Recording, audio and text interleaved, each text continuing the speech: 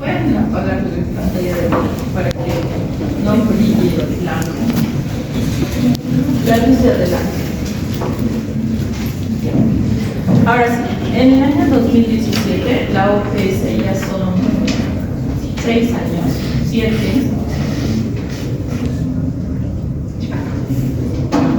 Si quieren ustedes pueden venir a la clase, yo me voy tranquila y ustedes siguen charlando.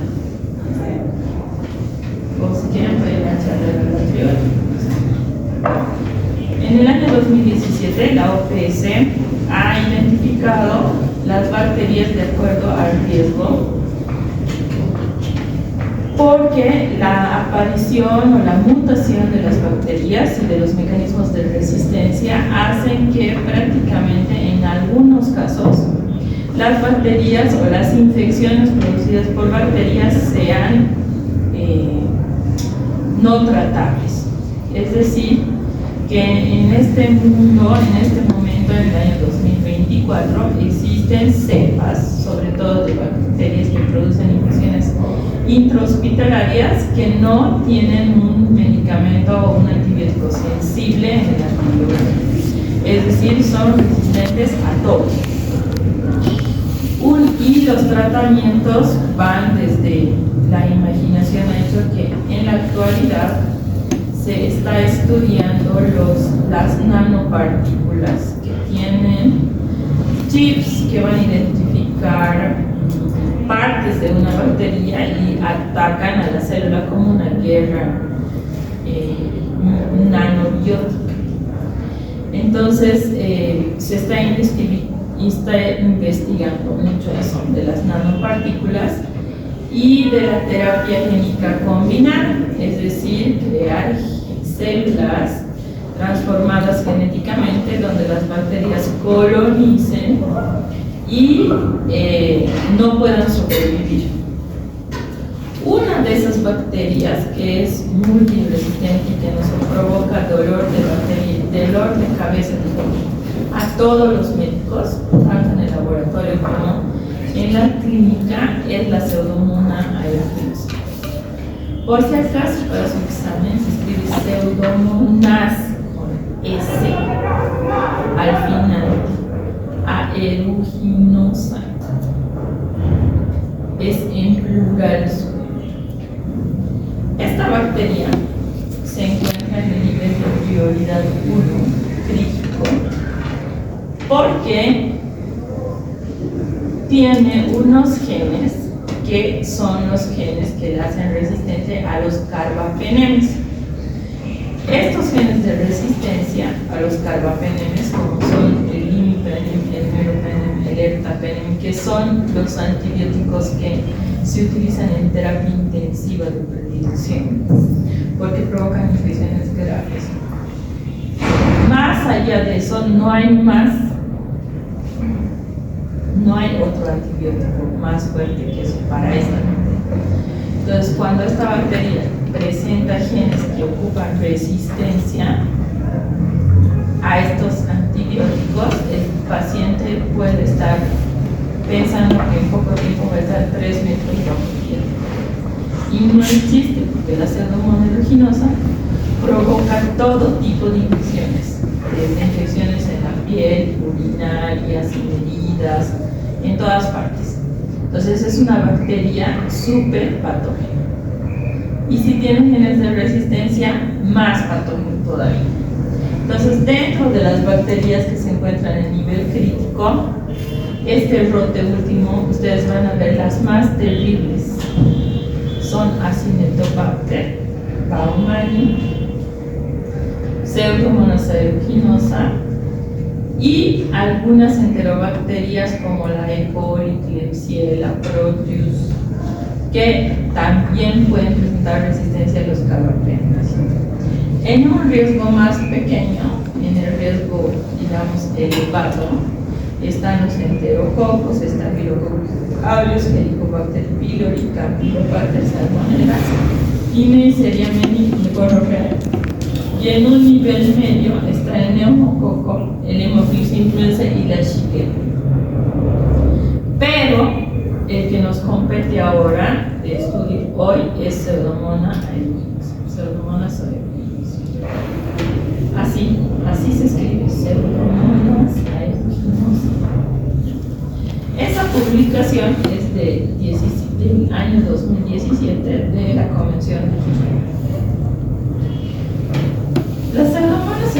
lactosa es un bacilo no fermentador. Entonces es un bacilo gram negativo no fermentador, que significa que si nosotros lo vemos en un medio de McConkey, las colonias van a ser incoloras, es decir, lactosa negativas, porque no fermentan azúcares, por eso se llama no fermentador. Ningún azúcar. Eso significa que no utiliza los azúcares para su vía respiratoria, por eso se llama no fermentador. Es un bacilo no capsulado y posee, a diferencia de otras bacterias, un glicocáliz que le da su patología más importante, su patogenia. ¿Qué es el glicocáliz? Una glucoproteína que está rodeando el endotelio, está rodeando la membrana. Son glucoproteínas. Es una cubierta glucoproteica. Muy bien, es una cubierta de glucoproteínas que es como un pegamento. ¿Sí? Ustedes que se lo pueden imaginar como, digamos, si un día agarran y derraman Coca-Cola en el mesón y los dejan ahí. Pasa un día y hay unas partículas de polvo. Pasa 2 días más polvo, hormigas, pelos. Más días y se va haciendo como grasa, como una sustancia pegajosa. Ese glucocáliz es lo que rodea la bacteria y hace que las bacterias que se encuentran lado a lado formen una biopelícula que se conoce con el nombre de biofilm. Esa biopelícula impide la remoción con antisépticos y desinfectantes, además que impide la penetración de los antibióticos y hace que las bacterias sean invasivas a través de la biopelícula y multiresistentes. ¿Sí? No tienen esporas, son totalmente aeróbicos, es decir, crecen en el medio ambiente con naturalidad. Son oxidasa positivos, cosa que no son las enterobacterias. Desarrollan en cualquier medio de cultivo, es súper fácil de identificar en el laboratorio, pero crece en todas partes, sobre todo en lugares donde existe humedad. Por ejemplo, los nadadores tienen la capacidad de tener frecuentemente infecciones óticas por pseudomonas, porque esta bacteria se encuentra en el agua, ¿sí? Vive en los floreros, en las plantas, en el agua, y en las terapias intensivas tiene apetencia por los humidificadores y los respiradores, ¿sí? Todos los respiradores o las máscaras de oxígeno tienen un vasito que le da humedad para que el aire que entre no sea frío ni seco. Entonces ahí, si ustedes agarran ese líquido de esos tanques de oxígeno y los siembran, les apuesto que encuentran CO2. ¿Qué es lo peligroso? Que las bacterias a través de esa agua migran a los tubos, llegan a los pulmones de las personas y listo, muertos. ¿Sí? O las personas manipulan sin lavarse las manos y contaminan otras cosas con la bacteria. Entonces la pseudomonas puede crecer o producir patología en todas partes, en los senos paranasales, en los oídos, en la piel, en la orina, en las heces, en el líquido suprarrenal, en todas partes. Es una bacteria muy fácil de identificar. Entonces, si ustedes ven este medio de cultivo de aquí abajito, van a ver que es un medio de McConkey. En el lado A se encuentra una bacteria fermentadora, que es la Escherichia coli, y en el lado B se encuentra una no fermentadora, que es la Pseudomonas. Entonces, la primera forma de identificar es cuando se encuentra así, incolora, en un medio para enterobacterias, donde no fermenta azúcares, es lactosa negativa. Si vemos al microscopio, ven esta coloración, vemos bacilos gram negativos grandecitos. ¿Sí? ¿Qué es lo más característico característico. Cuando existe Pseudomonas en un laboratorio es delicioso porque uno abre la incubadora y huele a flores, huele a manzanas, tiene un olor dulzón, como a perfume, huele bien rico. Es una bacteria engañosa porque huele rico, se la ve bien, es muy bonita en un medio de cultivo porque puede generar pigmentos verde fosforescente, rojo, negro, dependiendo de la toxina que tenga o las enzimas que tenga, y se la ve muy linda, huele delicioso, pero es una malvada, nunca se dejen engañar por la Pseudomonas. Tiene un flagelo polar único, entonces es una bacteria que tiene, ¿cómo se llaman los flagelos polares únicos? Átrica, un pelo. No, átrica es sin pelos. Monótrica, un pelito. Tiene un flagelito en uno de los extremos. Y es móvil, eso hace que se la diferencie muy bien de otras bacterias como la Bifidobacteria o la Acinetobacter. Tiene fimbrias alrededor, lo que hace que se adhiera, y el flujo cáliz puede generar biopelículas, ¿no? Y además secreta una matriz de alginato, que es la que solidifica la biopelícula, ¿sí? Como es una enterobacteria, en su pared tiene lipopolisacáridos, donde el lípido A es un factor de endotoxina, más fuerte, porque es la causante de provocar un shock endotóxico. También secreta una exotoxina, que es la exotoxina A, que lo que hace es destruir a las células donde vive, es decir, es una toxina citolítica. Tiene una proteasa de tipo alcalina, que es la que estimula la activación de la cascada del complemento para generar el shock inmunológico y la fagocitosis. Tiene otras enzimas como proteasas, fosfolipasas, lisinas, actinas, etc., que actúan destruyendo las células. Pero lo interesante es que esta bacteria es pigmentada. Tiene unos pigmentos que se conocen con el nombre de, por ejemplo, piocianina, cuando el pigmento es verde. Biorubina cuando es rojo. Piocianina es cuando es negro rojizo, perdón. Biorubina es cuando es verde. Biorubina es cuando es rojo. Pero esta bacteria también puede ser incolor, pero no deja de tener olor. Entonces nosotros la identificamos muy fácilmente por su olor dulzón. Este pigmento no solo sirve para que identifiquemos a la bacteria, sino que también este pigmento destruye la mucosa y destruye los cilios.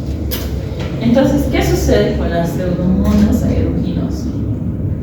La Pseudomonas aeruginosa normalmente en los epitelios, gracias a sus fimbrias, se adhiere a las terminaciones de los cilios de las mucosas. Y se adhiere, y gracias al glucocáliz se van uniendo bacterias del mismo género y de otros géneros también. Cuando la bacteria se multiplica lo suficiente, el glucocáliz genera una película de protección. Entonces tenemos tres fases: la adherencia, el biofilm inicial y el biofilm maduro o estructural. Un biofilm maduro es difícil de remover, además que en su interior puede tener otros tipos de géneros bacterianos, sobre todo anaerobios, que empeoran la infección. Pseudomonas aeruginosa en sitios altamente colonizados puede dar infecciones polibacterianas, que significa que no solamente va a estar la Pseudomonas solita, sino puede haber otras bacterias como Staphylococcus aureus, Neumococo, E. coli, la misma Salmonella, Shigella, Klebsiella, pueden ayudar y producir una coinfección, lo que hace que las infecciones que se presentan por estos pacientes sean más difíciles de tratar. En este biofilm, aparte de toda la estructura bacteriana, son importantes los polisacáridos que secreta la Pseudomonas aeruginosa, que son de dos tipos, el PA y PG.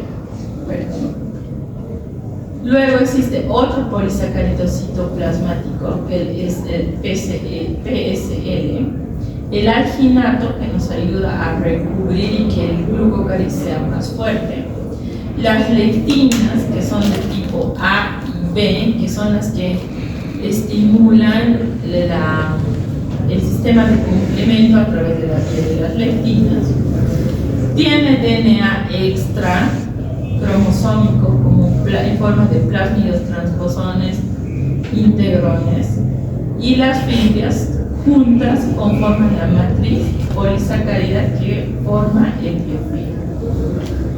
¿Qué infecciones produce Pseudomonas aeruginosa? Ya les he dicho al principio que Pseudomonas produce todo tipo de infecciones, desde infecciones cutáneas hasta sepsis. Entonces, esto es una bacteria que el ser aerobia le facilita su vida en cualquier parte del organismo. Eso sí, lo único es que tiene alto requerimiento de oxígeno. No sobrevive en condiciones de anaerobiosis, es aerobia estéril. La Pseudomonas en una época era una bacteria muy característica de infecciones hospitalarias en pacientes quemados. ¿Por qué? Porque como la piel, que es la barrera primaria, está lesionada y está libre el endotelio o el subendotelio, la bacteria sobrevive feliz ahí. Entonces, cuando ustedes abrían las infecciones de los pacientes quemados, abren las venas y huele a fruta como a puré de manzana, ay, piensen lo peor, Pseudomonas. Y cuando la Pseudomonas se mete a las infecciones, el paciente tarda mucho en curarse porque son infecciones resistentes. Sin embargo, no solamente provoca infecciones en pacientes quemados. Poco a poco se han ido dando cuenta que la Pseudomonas infecta a todos. Entonces, es una de las bacterias en infecciones asociadas a servicios de salud, que antiguamente se llamaban intrahospitalarias, número 1, cuando debemos sospechar de infecciones graves.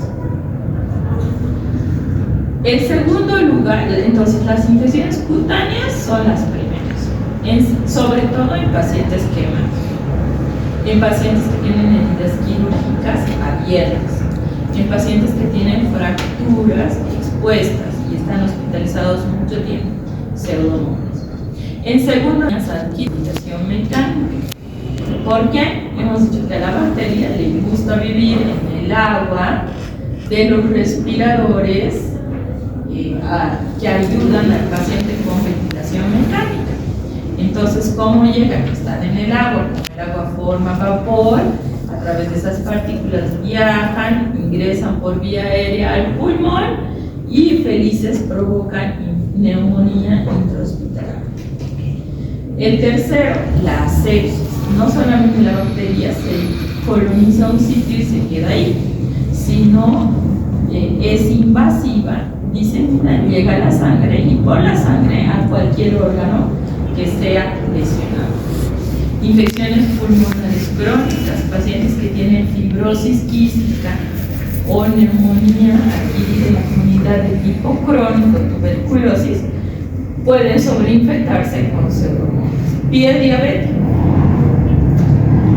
¿Qué es lo más, en un paciente diabético, lo más grave que le puede suceder? Aquí ataca la diabetes principalmente. Desmielinización de las neuronas terminales. Entonces, el paciente diabético, poco a poco, por la hiperglicemia, va perdiendo la sensibilidad en las extremidades distales. Cualquier heridita, aunque sea, digamos, cortarse la uña, genera una herida. En el paciente diabético, por su condición de diabetes, tiene una dificultad para la cicatrización. Por tanto, como no cicatriza rápido, hay una colonización de bacterias. Y como la pseudomonas vive feliz en los pacientes diabéticos gracias al azúcar, no fermente si la consumen, entonces ahí produce una sobrepoblación y las heridas de personas diabéticas infectadas con pseudomonas son muy difíciles de tratar. Pueden terminar en amputaciones, ¿sí? Infecciones de piel y partes blandas sin necesidad que haya alguna lesión de contenido grave. Infecciones urinarias, sobre todo en pacientes que tienen sondas permanentes o temporales y se encuentran hospitalizados. Meningitis, abscesos cerebrales, otitis externas en pacientes que son nadadores y tienen otitis crónica, y infecciones de la córnea o de queratitis por pseudomonas en pacientes operados de los ojos. Entonces, todas estas infecciones están ligadas, si ustedes se fijan, a sitios donde son húmedos, hay fibras, hay mucosa y la bacteria tiene cantidad de alimentos ricos para sobrevivir. Si ustedes se fijan en esta pseudomonas tiene un color rojizo. Entonces, esta es una pseudomonas pigmentada. No todas las pseudomonas tienen pigmento, pero sí todas tienen color. Esta es una fotografía del film producido por la pseudomonas. Si hacemos una fotografía electrónica, vemos las bacterias pegaditas unas con otras como ladrillos que provocan la bioquímica. ¿Cuál es el principal mecanismo o por dónde ingresa o factor de riesgo para que el paciente tenga una infección por pseudomonas? El primero es estar hospitalizado y el segundo es tener sondas o catéteres por mucho tiempo. Cuando tenemos pacientes graves internados en el hospital, generalmente es como en las películas, la última, les decía, van a ver a la sonda, tubo, por todas partes. Entonces, esos tubos que están colocados en los pacientes que tienen conexiones con órganos que no tienen microbioma, son la puerta de entrada para el ingreso de bacterias contaminantes ambientales. Por ejemplo, la sonda Foley. Antiguamente a todas las personas que se iba a hacer cesárea le ponían sonda y le dejaban 3 días con la sonda y recién le sacaban. Ahora a las personas que están embarazadas entran al quirófano, le ponen la sonda, tienen al bebé, la sacan a la sala, está despierta, le quitan la sonda. Porque mientras menos tiempo estén tubos, cánulas, bránulas, sondas y cualquier tipo de implemento extracorpóreo conectado al cuerpo, menos posibilidades de contagio va a tener una persona. No se olviden que los hospitales son cultivos de bacterias y son cultivos de bacterias malignas, no buenitas. Son bacterias que tienen genes de resistencia a todos los antibióticos. Si por mala suerte el paciente está inmunosuprimido, más tiene sondas que están mucho tiempo y estas colonizan la orina, por ejemplo, el paciente se va a ir con una infección intrahospitalaria. ¿Qué es lo que hacen las infecciones intrahospitalarias? Aumentan la estadía en el hospital, empeoran la condición de salud del paciente y en algunos casos son tan difíciles de tratar que los pacientes no salen del hospital si no es con los pies por delante. Entonces, las infecciones por estas bacterias que van a ver estos días son infecciones graves, ¿sí? Las sondas y catéteres son la puerta de entrada de estas bacterias, sobre todo la Pseudomonas aeruginosa.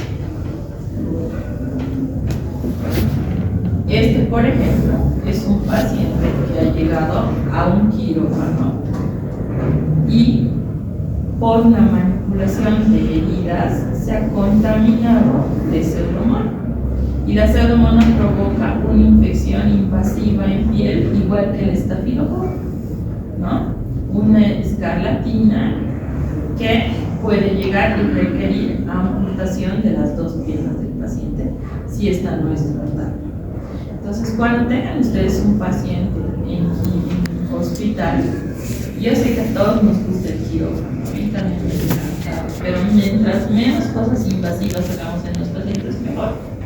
Por eso en la actualidad se estudia mucho la cirugía robótica, ¿no? Menos contacto con la persona, con las manos del cirujano, con la enfermera. Ahora puede ser que todo en el quirófano esté bien y en la sala los internos que van a curar no se laven las manos. Entonces ustedes por lo menos de microbiología tienen que llevarse en sus cabezas que se tienen que lavar las manos 100 veces al día cuando están en el hospital. ¿Por qué no? Primero, para cuidar a sus pacientes. Y segundo, para no llevarse ustedes bacterias a su casa.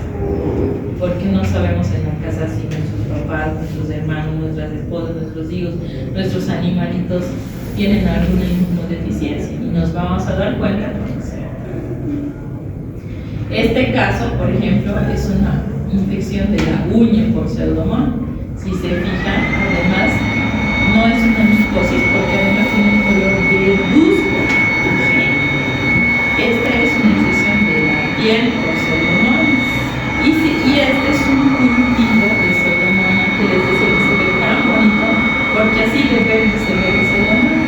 Encima huele a manzana, mango, pero es una bacteria malvada. No se van a dejar engañar. Cuando los médicos ven pseudomonas se desmayan porque es muy difícil de tratar. El diagnóstico laboratorial o de laboratorio va dirigido a depender del tipo de infección. Por ejemplo, nunca vamos a decir, yo sospecho que este paciente tiene infección por pseudomonas de forma clínica. A no ser que sea quemado, y sí en los quemados puede presentar olor a frutal. Ahí muchas veces no nos equivocamos. Pero no nos vamos a oler la orina para recibir la fruta, ¿no? Porque generalmente la urea le gana en olor. Entonces, las pseudomonas simulan cualquier infección urinaria, gastrointestinal, de partes blandas. No existe una característica específica. En las infecciones de diabéticos y quemados sí puede haber olor floral en las mismas heridas o frutal en las mismas heridas, pero en otros no, en pacientes sanos no. Por ejemplo, anteayer a mí me llegó una muestra que era un drenaje de un absceso del dedo gordo del pie. Cultivo y al día siguiente, ¡tarán!, pseudomonas. Entonces, le informamos al médico y el médico ya le pide a la paciente glicemia. ¿Por qué? Porque no es común ver una infección por pseudomonas en un paciente sano, pero sí en un paciente diabético. Entonces tenemos que descartar otra patología. Entonces ahí la importancia. Me llama mi médico interno y me dice que de una herida de la cabeza tiene una pseudomona de un niño en Santa Cruz. Y me dice, doctora, ¿se puede? Y yo digo, claro, humedad.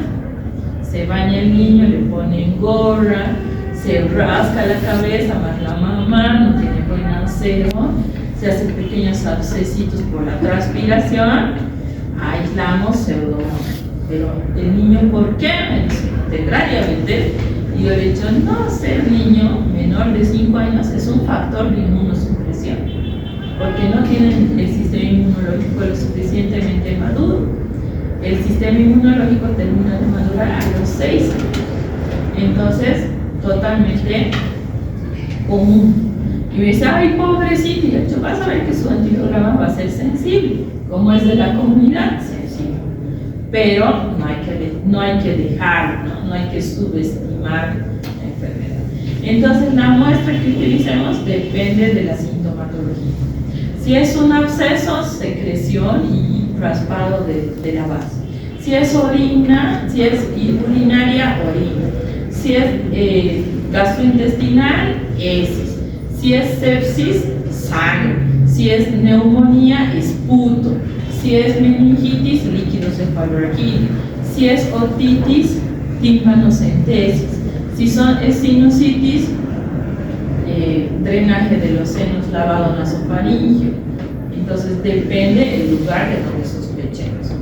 Enviamos al laboratorio en medio de transporte común porque desarrolla facilito y hacemos cultivo antiviral, lactosa negativos, oxidasa positivos, ácidos gram negativos, olor frutal, coloración no siempre. Listo, pseudomonas. Fácil de identificar. Ahí terminamos. ¿Cuál es el tratamiento? No les voy a hablar del mecanismo de resistencia porque se lo van a ver en IES. Pero generalmente las pseudomonas no usan un tratamiento con un solo antibiótico. Se usan tratamientos combinados. Generalmente la pseudomona tiene un gen de resistencia, que es una beta-lactamasa de espectro extendido tipo GES.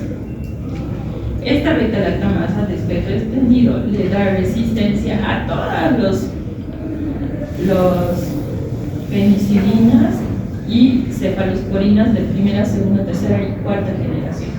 Solamente permite el tratamiento con carbapenems, es decir, imipenem, carbapenem, ertapenem. Puede ser sensible a antibióticos combinados, no amoxiclavulan, generalmente piperacilina, tazobactam es el elegido. Se hace una prueba de sensibilidad a ceftazidima y cefepim. Cuando no tiene el timbre, sí se puede dar tratamiento con cefalosporina, pero cuando tiene timbre, directamente a los carbapenems.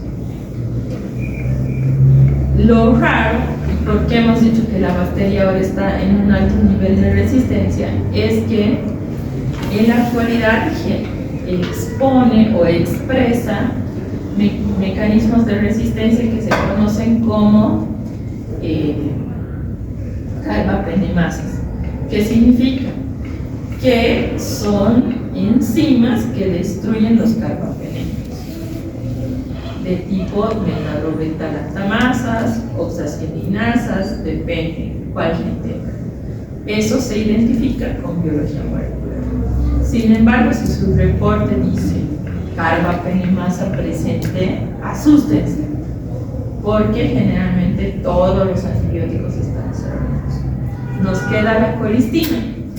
La colistina solamente se hace diagnóstico en laboratorio con epsilometría, no con método de Bauer químico.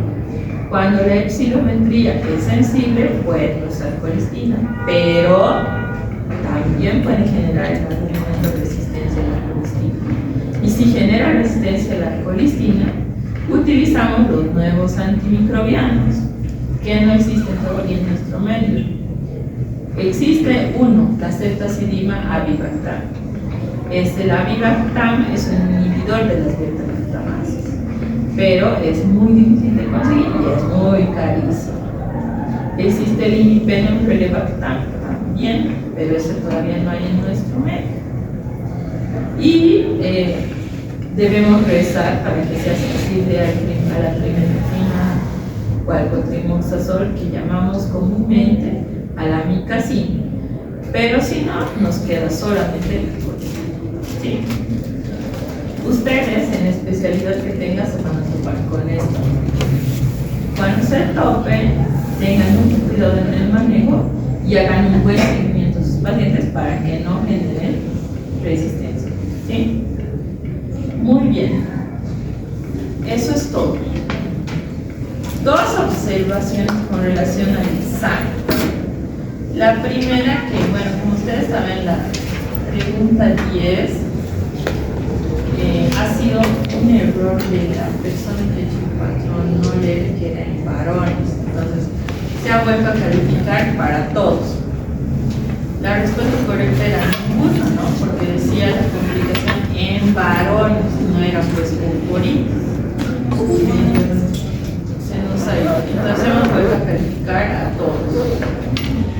Y en segundo lugar, la pregunta que decía mononeurón en el patrón, esa es una dislexia del que escribe, pero la respuesta es mononeurón, así que se ha calificado, no existe mononeurona, se ha calificado mononeurona a todos, ¿sí?